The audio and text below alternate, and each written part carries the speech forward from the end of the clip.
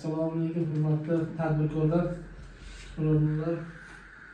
O'z jamiyatlaringiz shu hozirda bank kreditlar bo'yicha yangi produksiyalar, yangi turlar kelyapti. O'sha bo'yicha o'zimizga sizlarga tushuncha berib, sizlar bilan samimiy qilib, shu qanaqa muammolar bo'lsa, o'shalar bilan suhbatlashib, sizlarga shu menga masalalarga javob berish uchun sizlarga keldik. Hozirgi kunda tadbirkorlikka jalb qilish uchun asosan aylanma mablag'larni to'lash uchun 312 sonli qaror asosida berilgan aylanmalar uchun 18 oyga jihozlash yoki sotib olish uchun 60 oyga berilyapti.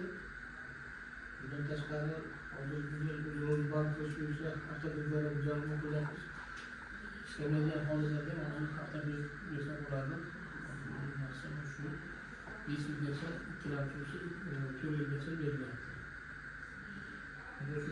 Shu mavzularga bo'lsa savol bersangiz men javob berib yosh tadbirkorlikka prezident olish inson qarori o'sha bo'yicha berilyapti.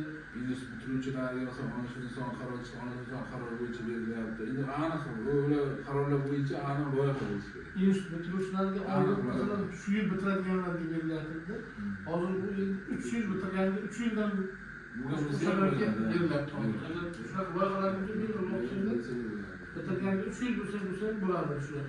Bankning o'zi produktlari tadbirkorlikka, naqdsiz tadbirkorlik, naqdsiz zalog bo'lsa, ta'minot bo'lsa, naqdsiz olib aylantirsalar bo'ladi. U ham 5 yil muddatga beriladi.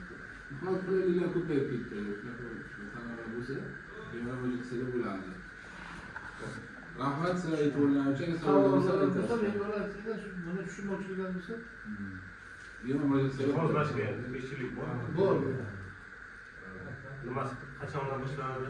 Asosiysi nimasi o'zgartiryapti? 12 oyda.